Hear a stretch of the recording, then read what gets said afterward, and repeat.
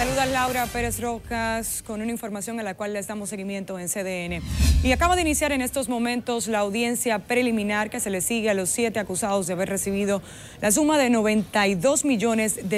en sobornos para favorecer con obras estatales a la empresa brasileña Odebrecht. Hoy el magistrado tendrá que presentar su decisión sobre las oposiciones de la barra de la defensa de Andrés Bautista, las cuales consisten en que el tribunal se declare incompetente para que sean juzgados en la jurisdicción ordinaria. Escuchemos. De la decisión impugnada, el tribunal responderá en conjunto a los aspectos comunes y en particular lo que así proceda, de la manera en que se consigna a continuación. 2. Que la audiencia preliminar es una etapa previa o transitoria en la que el juez pondera si las pruebas ofertadas son legales, útiles, pertinentes y relevantes. No se discute la culpabilidad o inocencia del imputado, sino la suficiencia de la acusación, resultando inadmisible la discusión de cuestiones propias del fondo de la causa. 3. Que la resolución número 12-2018 del 9 de octubre de 2018, atacada en oposición, resolvió 3 aspectos fundamentales que son: 1. La excepción de inconstitucionalidad del artículo 7 de la Ley 82-79 sobre declaración jurada. 2. La excepción de incompetencia, basada en el hecho de que solo uno de los acusados goza del privilegio de jurisdicción, mientras que los otros no gozan de la misma, y en la pertinencia un juicio político previo al encauzamiento por la vía penal ordinaria como cuestión prejudicial. Y 3. La acumulación de los demás incidentes para ser fallados con el fondo de la cuestión, pero con la debida prelación, a saber, incidentes relacionados con la inadmisibilidad de la investigación, incidentes relacionados con la nulidad de la investigación e incidentes relacionados con la prescripción de la acción. En cuanto a la insuficiencia de la motivación, que en cuanto a la alegación de que la resolución número 012-2018 carece de motivación suficiente, es importante destacar que la obligación de los jueces de motivar sus decisiones no significa que puedan incurrir en verbalismo excesivo, escrituras repetitivas, circunloquios o referencias bibliográficas sobreabundantes, sino que por el contrario,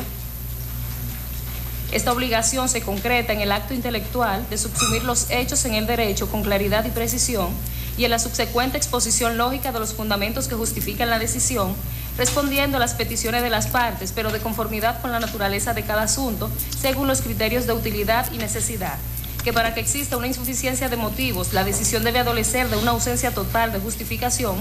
que imposibilita determinar las razones que llevaron al juzgador a tomar su decisión, lo que no se evidencia en la decisión atacada, amén de que los tribunales no están obligados a dar respuestas específicas a todas las argumentaciones y alegatos de las partes, sino únicamente a sus conclusiones formales. Ver sentencia número 536 del 22 de junio de 2016, Primera Sala, Suprema Corte de Justicia, y sentencia número 20 del 25 de enero de 2017, Suprema Corte de Justicia.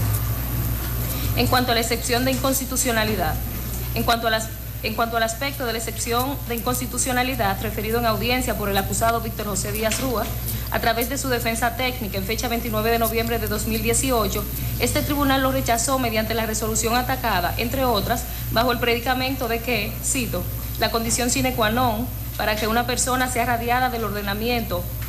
para que una norma sea radiada del ordenamiento o desechada para una causa específica por esta vía, es que la misma sea contraria a la Constitución, y estimar que la citada norma lo es por el hecho de que no establece de manera precisa una sanción a un tipo penal, sino que remite para los fines de la pena a otra norma, carece de acierto jurídico, no solo porque los artículos 174 y 183 del Código Penal, a los que remite la Ley 82-79 en su artículo 7, para lo concerniente a la pena, sí establecen una carga punitiva, sino también porque dicha remisión de un texto a otro es una técnica legislativa común en la materia penal, argumentación que permite determinar que la resolución atacada contiene motivos suficientes para sustentar la decisión, amén de que el recurrente limitó su discurso a tratar nuevamente la cuestión sin precisar de manera concreta la falencia de la decisión impugnada en oposición. En cuanto al carácter supletorio del derecho, que en cuanto al alegato de que el juzgado de la instrucción se basó en referentes jurisprudenciales forasteros al campo específico del derecho penal para sustentar su decisión, es pertinente aclarar que el carácter supletorio del derecho general no constituye novedad alguna en el razonamiento de los jueces, lo que se evidencia en no solo en la ley, sino en la práctica jurisdiccional común, tal como lo reconoce la propia segunda sala de lo penal de esta Suprema Corte de Justicia,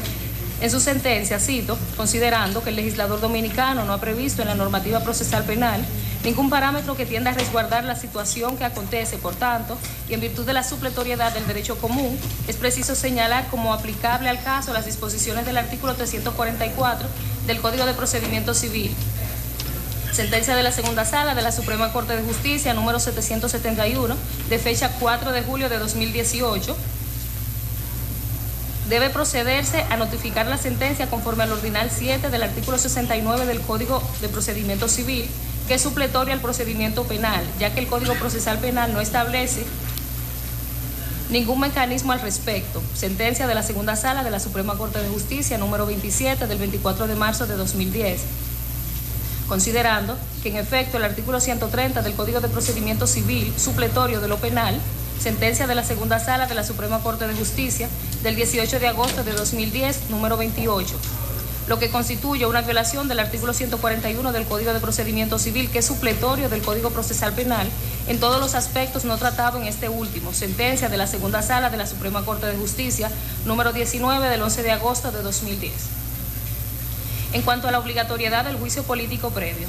que este juzgado de la instrucción mantiene el criterio explicado en la resolución atacada con relación a los legisladores, en el sentido de que la posición de la jurisprudencia nacional ha sido la separación o independencia de la jurisdicción política y la ordinaria, por cuanto persiguen fines distintos. El juicio penal conduce a la aplicación de la pena, mientras que el juicio político solo conlleva la destitución del cargo. Para el juicio político no se requiere una violación penal, sino la comisión de una falta grave. De manera que la sentencia citada en las páginas 78, 79 y 80 de la resolución atacada sí guardan relación ilustrativa con la argumentación indicada. Son válidas y útiles como referencia de que la jurisprudencia nacional ha asumido de manera constante el criterio indicado. Amén de que los recurrentes no presentaron ninguna referencia jurisprudencial que abone la tesis de que el sometimiento de un legislador por la vía penal debe estar precedido, condicionado o coaligado a la realización previa de un juicio político, o sea, que lo político haya puesto en estado a lo penal. Igualmente resultan útiles y válidas las referencias hechas a los casos de juicios políticos registrados, por cuanto sirven también para demostrar que tales juicios no estuvieron relacionados ni coaligados a procesos penales. No han aportado, por tanto, los recurrentes referencia alguna de que la existencia de un juicio político como cuestión prejudicial. En cambio, lo que indica la jurisprudencia es que la orientación seguida es precisamente la que el tribunal esbozó en la resolución 012-2018. Y para mayor ilustración puede verificarse en adición a las sentencias antecitadas las siguientes. A. Sentencia número 9 de fecha 12 de mayo de 1988, juicio seguido en materia criminal al señor R.E.F., diputado por el Congreso Nacional, en la que la defensa del diputado planteó como medio de defensa el juicio político previo como condicionante del apoderamiento de la jurisdicción privilegiada, incidente que fue rechazado por la Suprema Corte de Justicia apoderada en jurisdicción privilegiada. Páginas 645-647, Boletín Judicial 930, mayo 1988. B. Expediente número 2014-5458 a cargo del senador FRB del 27 de marzo de 2015 y expediente a cargo del diputado al Congreso BAR y otros del 16 de enero de 2012. Con relación a la aseveración de que en caso de conflicto de competencia entre la jurisdicción política y la penal, la Constitución y la jurisprudencia han diferenciado la situación del presidente y vicepresidente de la República de todos los demás funcionarios beneficiados por la jurisdicción privilegiada, los recurrentes no han presentado ningún sustento concreto que contradiga el criterio que el tribunal ha constituido con el respaldo de la doctrina citada y el texto de la propia Constitución,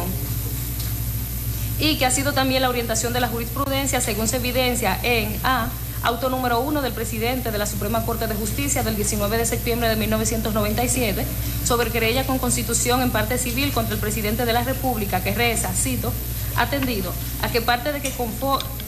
aparte de que conforme con la mejor doctrina y el derecho constitucional, el presidente de la República no es responsable de los actos cumplidos en el ejercicio de sus funciones, excepto en el caso de alta traición. Este no puede ser puesto en estado de acusación sin previamente haber sido sometido al juicio político previsto en los artículos 26 y 30, inciso 4 de la Constitución 1994, máxime cuando se le inculpa de la violación del artículo 114 del Código Penal, como ocurre en la especie, que sanciona los crímenes y delitos contra la Constitución, calificados de político por la ley del 28 de junio de 1911, que modificó el capítulo 2 del libro tercero del Código Penal,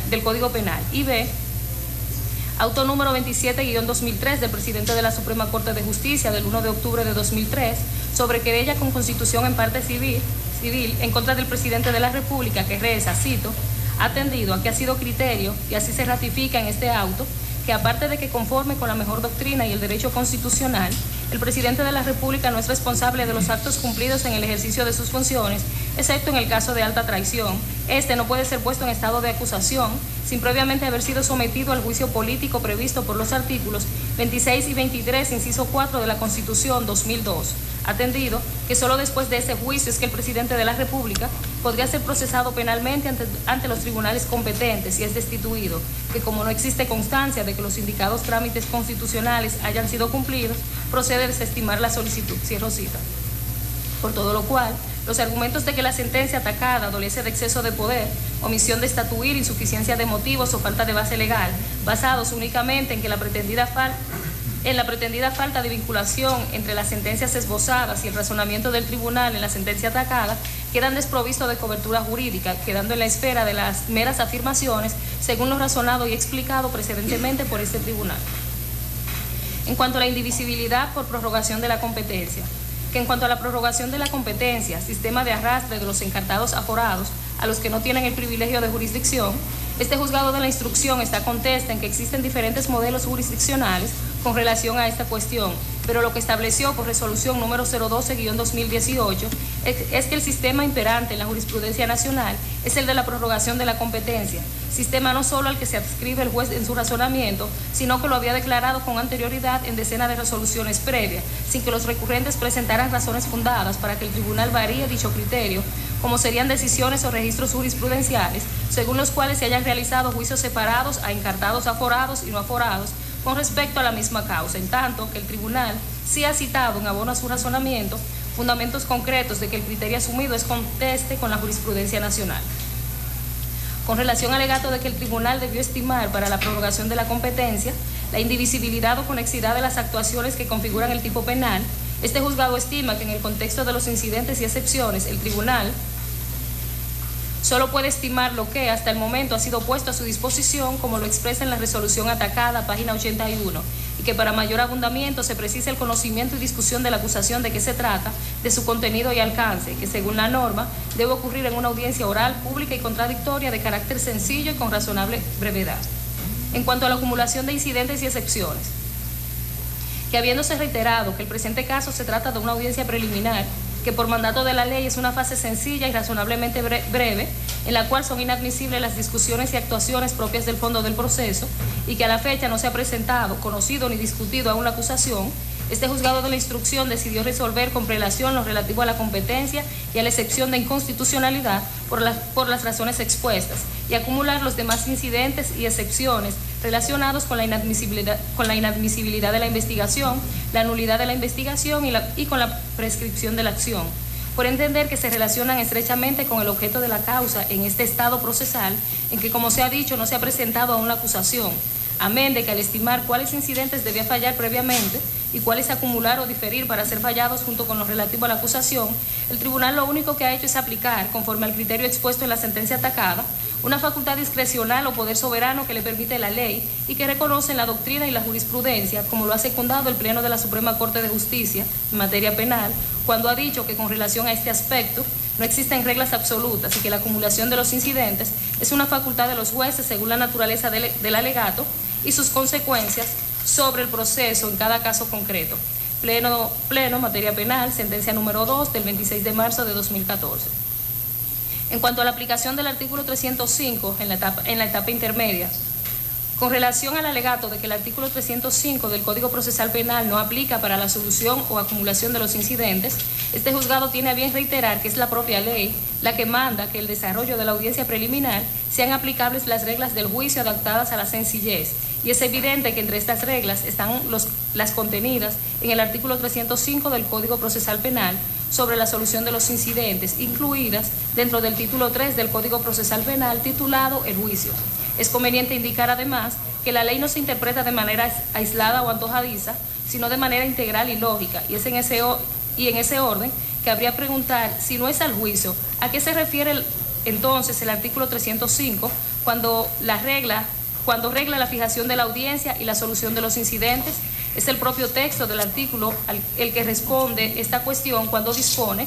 el presidente del tribunal, dentro de las 48 horas de recibidas las actuaciones, fije el día y la hora del juicio, el cual se realiza entre los 15 y 45 días siguientes. Las excepciones y cuestiones incidentales que se funden en los hechos nuevos y las recusaciones son interpuestas en el plazo de 5 días de la convocatoria al juicio y son resueltas en un solo acto por quien preside el tribunal dentro de los 5 días, a menos que resuelvan diferir alguna parte para el momento de la sentencia, según convenga al orden del juicio. Esta resolución no es apelable. El juicio no puede ser pospuesto por el trámite o resolución de estos incidentes. En el mismo plazo de 5 días de la convocatoria, las partes comunican al secretario el orden en el que pretenden presentar la prueba. El secretario del tribunal notifica de inmediato a las partes, cita a los testigos y peritos, solicita los objetos, documentos y demás elementos de prueba y dispone cualquier otra medida necesaria para la organización y desarrollo del juicio. Cuando el imputado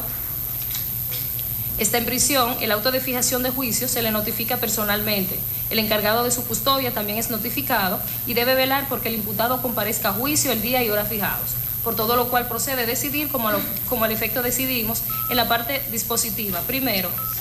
declara bueno y válidos en cuanto a la forma los recursos de oposición en audiencia interpuestos por los acusados Porfirio Andrés Bautista García, Conrado Enrique Pitalu Garceno, Juan Roberto Rodríguez Hernández, Ángel Rondón Rijo, Víctor José Díaz Rúa y Jesús Antonio Vázquez Martínez, a través de sus representantes legales, por haber sido hechos conforme a la legislación que rige la materia. Segundo, en cuanto al fondo, rechaza los recursos de oposición en audiencia interpuestos por los acusados Porfirio Andrés Bautista García, Conrado Enrique Pitalu Garceno, Juan Roberto Rodríguez Hernández, Ángel Rondón Rijo, Víctor José Díaz Rúa y Jesús Antonio Vázquez Martínez, contra la resolución número 012-2018, leída en plena audiencia en fecha 9 de octubre de 2018 por este juzgado de la instrucción especial de la jurisdicción privilegiada, con relación a los incidentes y excepciones previos a la presentación y discusión de la acusación dictada por este juzgado de la instrucción especial, por los motivos y razones expuestos en el cuerpo de la presente decisión. Tercero, ratifica en todas sus partes la resolución número 012-2018 de fecha 9 de octubre de 2018, dada por el juzgado de la instrucción especial de la jurisdicción privilegiada. Cuarto, reserva las costas del proceso. Quinto, ordena la continuación de la presente audiencia. Entregue a cada una de las partes la respectiva copia de la sentencia. En lo que se provee de la misma, el tribunal recesa por 10 minutos. De pie, por favor, todo de pie.